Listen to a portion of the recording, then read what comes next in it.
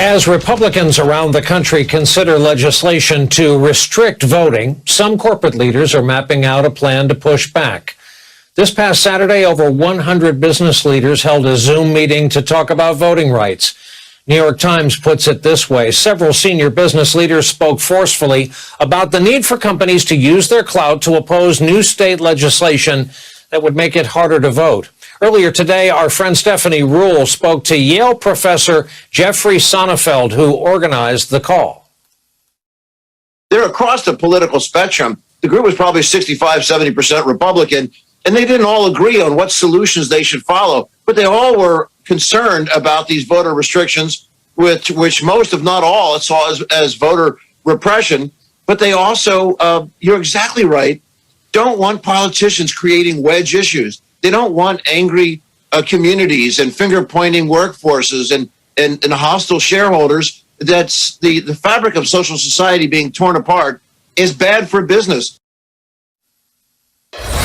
Let's talk about what Professor Sonnenfeld just said with Claire McCaskill, former Democratic senator from the great state of Missouri, and Michael Steele, former chairman of the Republican National Committee, former lieutenant governor of the great state of Maryland, these days the host of the Michael Steele podcast. Friends, good evening, and thank you very much for coming on. Senator, how powerful are brand names, the kinds of companies and brands that are part of our lives when, say, voting rights are at stake? I think it remains to be seen how influential they'll be. But make no mistake about it, Brian, there is some shaking of the foundations in terms of party affiliation of businesses. There has been a normal in this country that said if it is a big corporation, then it is Mitch McConnell's friend when it comes to funding campaigns. And this activism that Mitch McConnell is complaining about, it was born and bred in his office. He's the one who celebrated with balloons and confetti when the Supreme Court said that corporations are people and can give unlimited political donations under the First Amendment. But now the First Amendment, the worm is turned.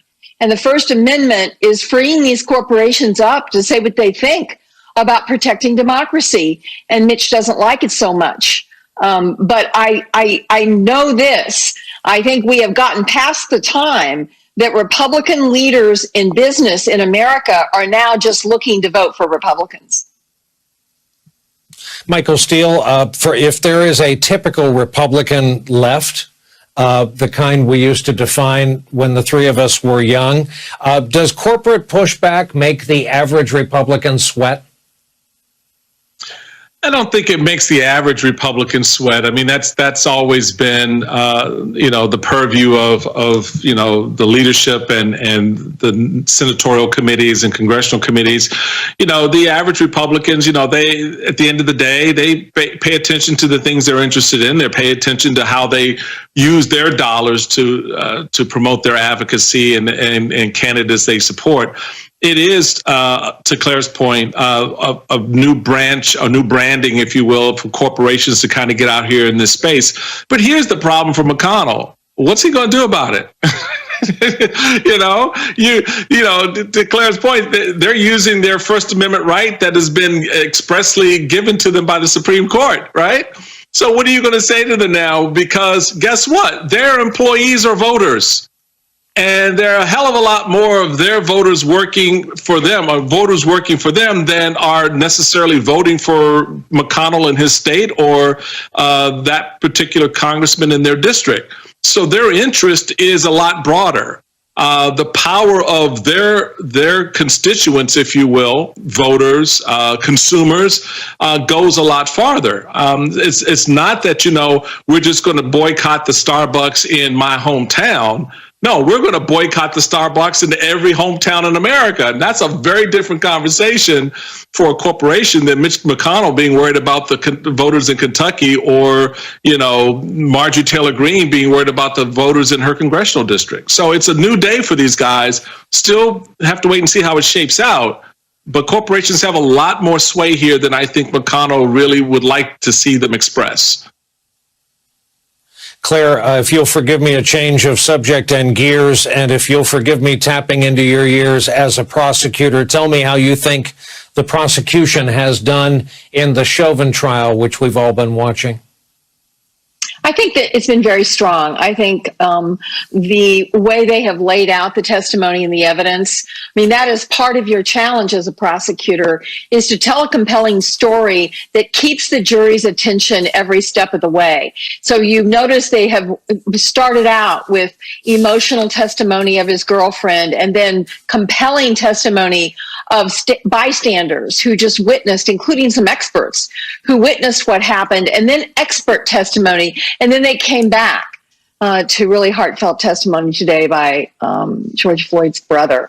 So I think they've done a very good job. But I will tell you, I think many in America, maybe it's finally sinking in that the prosecutor's job is very hard because he or she has to convince every single juror beyond a reasonable doubt. And that is a very tall order.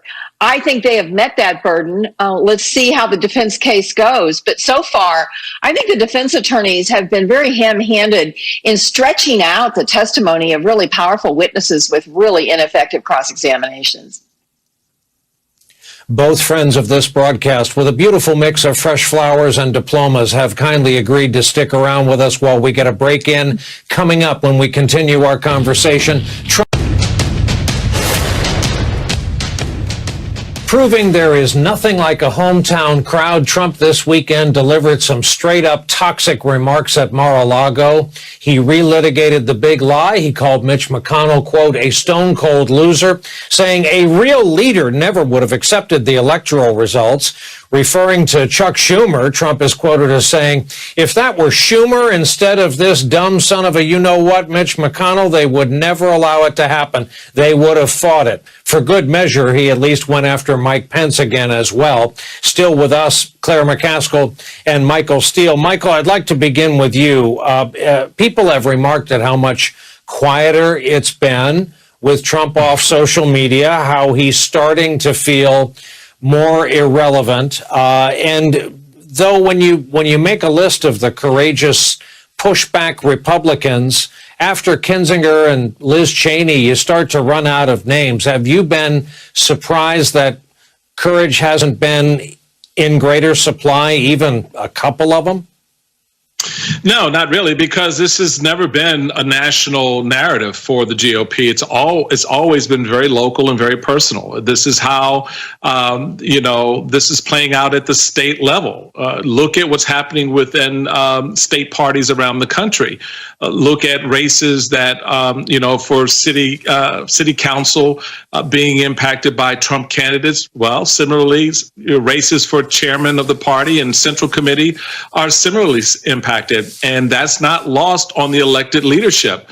So their focus has never been on a more broader national narrative, which a lot of the media and the other side, the opposition, would focus on in terms of Democrats. But for Republicans, it's not surprising to see, folks still gather down at Mar-a-Lago. The RNC shell out $100,000 for, whatever they ate, and Trump to get on, act manic, and everyone in the room to applaud. Because when they leave there, they got to go back to a place where the audience, meaning the voters, like that. Claire, for his trouble in savaging the party's leadership, Donald Trump was awarded a silver bull. Actually, quite a story here. It's from the National Republican Senatorial Committee.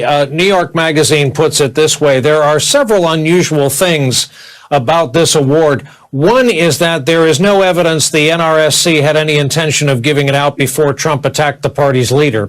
The second is that Trump, who adores awards so much he sometimes invents them, we're looking at you, Michigan Man of the Year, did not even bother to put on a sport coat to receive this.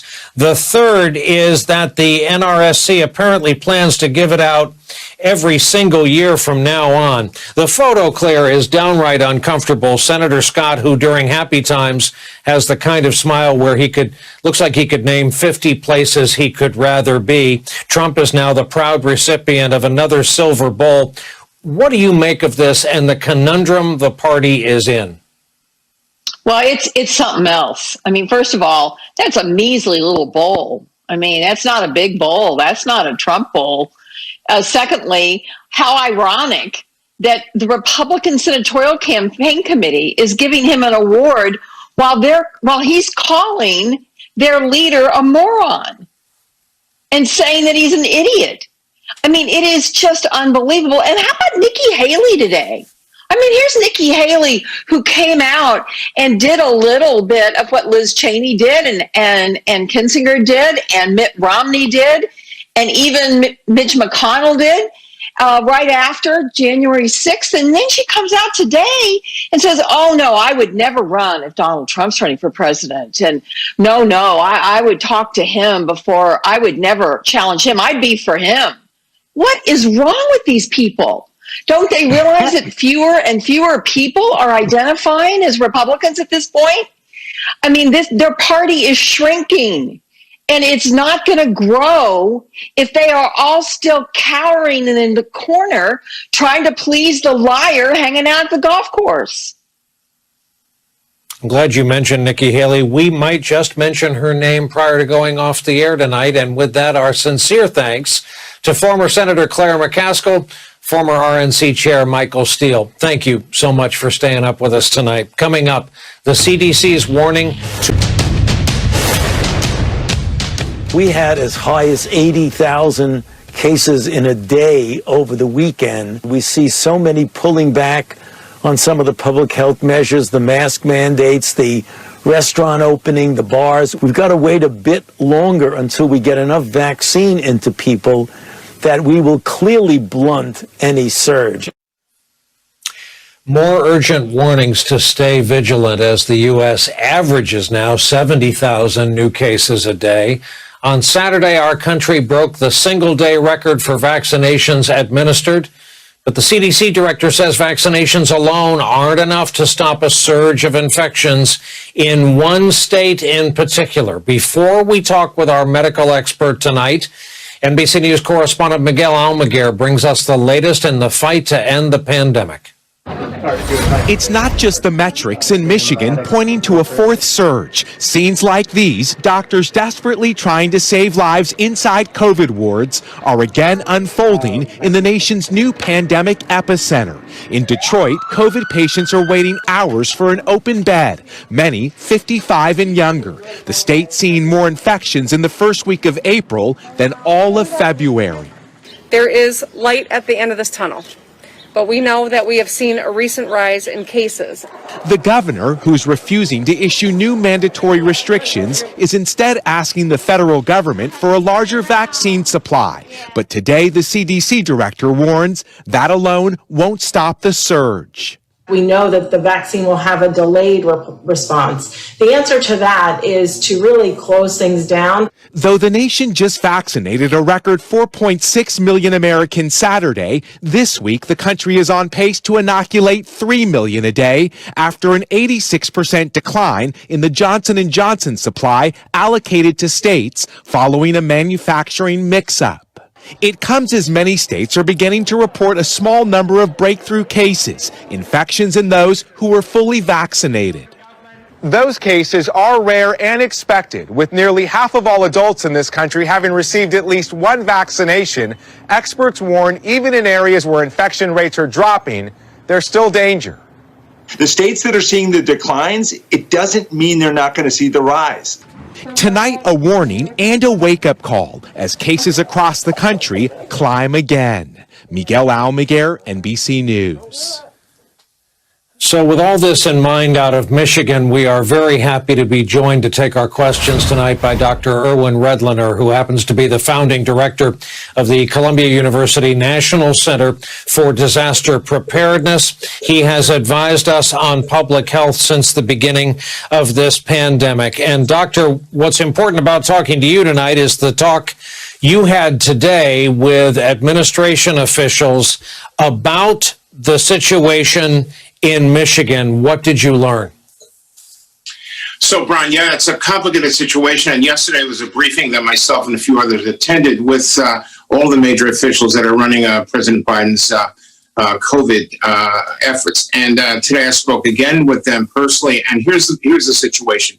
Let me start with the same thing I'm going to finish with, is that we are not out of the woods yet. And I just want to be clear about that. And that's where you're seeing that sense of urgency in Dr. Walensky's voice, because we are dealing with a situation that's confusing for the following reasons. One is that there's a confusion about whether there is enough vaccine supply actually on the ground in Michigan right now.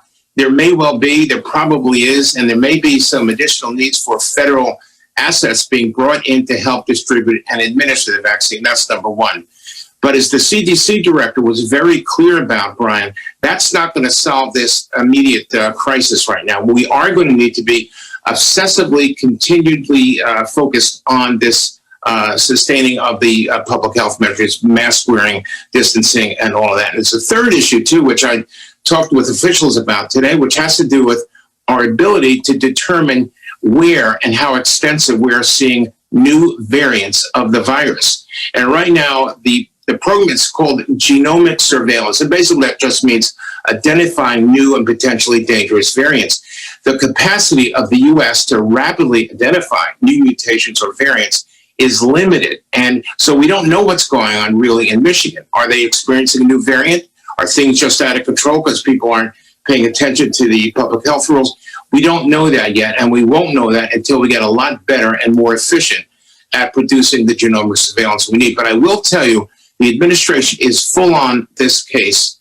It's just been a remarkable change, by the way, over the last few months since the new team took over, and we're making a lot of progress. But let me end with what I started with. We're not out of the woods yet, Brian. Yeah, it's such potentially scary stuff during what should be potentially such a happy time otherwise. Doc, please stay with us. We're going to fit in a break. When we come back, I want to talk about... We're looking for a range of creative ways to get directly connected to white conservative communities. We won't always be the best messengers, but we're still trying to meet people where they are, but also empower local organizations. Important bit there from Jen Psaki at the White House today, and still with us is Dr. Erwin Redlener. Doctor, let's talk about vaccine deniers, vaccine hesitancy.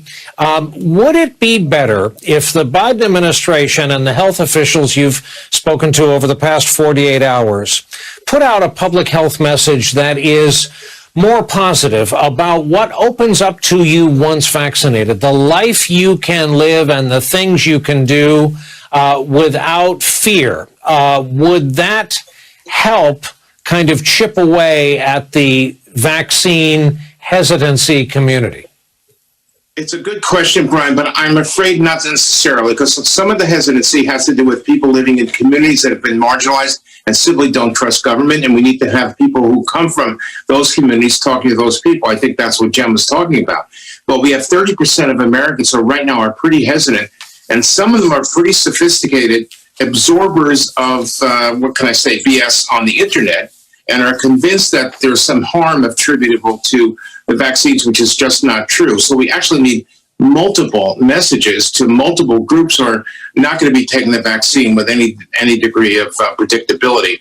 And finally, Brian, if we're going to get to the 80% magic number for herd immunity, we're going to need to vaccinate children too, and there's going to be resistance to that idea as well. So a lot of messages for a lot of different groups, but at the end of the day, it's really important that we make messages that will stick and make a difference in the minds of the general public, Brian. Still getting over the shock of hearing from you that there's BS on the internet, but please be advised we'll look into that and get back to you. Dr. Erwin Redlener, our thanks as always for taking our questions and sharing your expertise. Coming up for us, a potential Republican... Donald Trump is everything I taught my children not to do in kindergarten. We are talking about a man who has filed for bankruptcy 4 times. A man that chooses not to disavow the KKK. That is not a part of our party. That's not who we want as president. We will not allow that in our country. Well, she told Trump, didn't she? Last thing before we go tonight, this is where we present the Profile in Situational Courage Award. And tonight's recipient, you guessed it, Nikki Haley. Claire McCaskill talked about this story earlier. The former South Carolina governor badly wants to be president. Let's start there. She was vehemently against Donald Trump right before she became, wait for it, a Trumper. In fact, he appointed her UN ambassador, and she said all the right things about him in return, until she found her situational courage after 1-6, when she put out this bold statement about Trump, quote, "We need to acknowledge he let us down. He went down a path he shouldn't have, and we shouldn't have followed him, and we shouldn't have listened to him, and we can't let that ever happen again." But no worries. She's still Nikki Haley after all, so that didn't last long. Here's what happened today when she was asked if she would support Trump if he runs again in 2024. If he runs again in 2024, will you support him? Yes. If he decides that he's going to run, would that preclude any sort of run that you would possibly make yourself? I would not run if President Trump ran. And I would talk to him about it. That's something that we'll have a conversation about at some point if that decision is something that has to be made. A word from Nikki Haley tonight, who will stand down for no man unless, of course, his name is Donald Trump, in which case all bets are off. And in our closing section,